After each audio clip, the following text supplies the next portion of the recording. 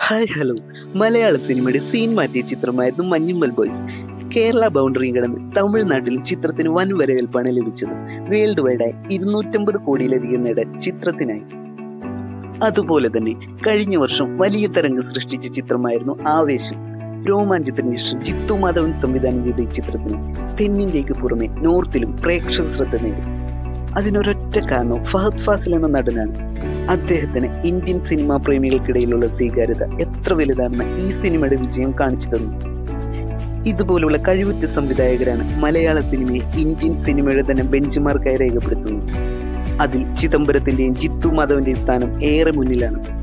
എന്നാൽ ഇവർ ചേർന്നൊരു സിനിമ എടുത്താലോ എങ്ങനെയുണ്ടാവും? അതെ ഗൈസ്, അങ്ങനെ ഒരു ചിത്രം വരാൻ പോവുകയാണ്. സംവിധാനം ചെയ്യുന്നത് ചിദംബരമാണ്, കഥ ജിത്തു മാധവന്റെയും.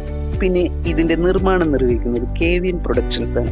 അതെ, നമ്മുടെ ദളപതി 69 അതേ പ്രൊഡക്ഷൻ കമ്പനി തന്നെ. കൂടാതെ നിലവിലെ മലയാള സിനിമയിലെ മികച്ച ടെക്നീഷ്യൻസും ഈ ചിത്രത്തിന്റെ ഭാഗമായി എത്തുന്നു. ഷൈജു ഖാലിദാണ് ക്യാമറ. പിന്നെ സീൻ മാറ്റാൻ സുഷിൻ ശ്യാമിന്റെ സംഗീതവും, ആർട്ട് അജയൻ ചാലിശ്ശേരിയും, എഡിറ്റിംഗ് വിവേക് ഹർഷനുമാണ്. ഈ ചിത്രത്തിന്റെ കാസ്റ്റിങ്ങിനെ കുറിച്ചൊന്നും ഇതുവരെ ഒരു അപ്ഡേറ്റും പുറത്തുവിട്ടിട്ടില്ല. ആരൊക്കെ വന്നാലും ഇതൊരു മികച്ച മലയാളം സിനിമയായിരിക്കുമെന്ന കാര്യത്തിൽ സംശയമില്ല.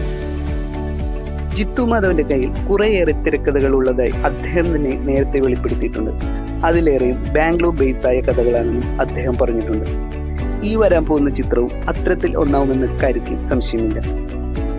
ജിത്തു മാധവൻ അടുത്തതായി സംവിധാനം ചെയ്യാൻ പോകുന്നത് ഒരു മോഹൻലാൽ ചിത്രമാണ്. രംഗണ്ണനെ പോലെ അഴിഞ്ഞാടാൻ പറ്റിയ റോളാണെങ്കിൽ ലാലേട്ടൻ തകർക്കുമെന്ന കാര്യത്തിൽ സംശയമില്ല. ഈ സിനിമയുടെ വലിയ പ്രതീക്ഷയിലാണ് ലാലേട്ടൻ ആരാധകർ. ഇനി മറ്റൊരു സിനിമയുടെ വിശേഷമായി വരുന്നതുവരെ ഗുഡ് ബൈ.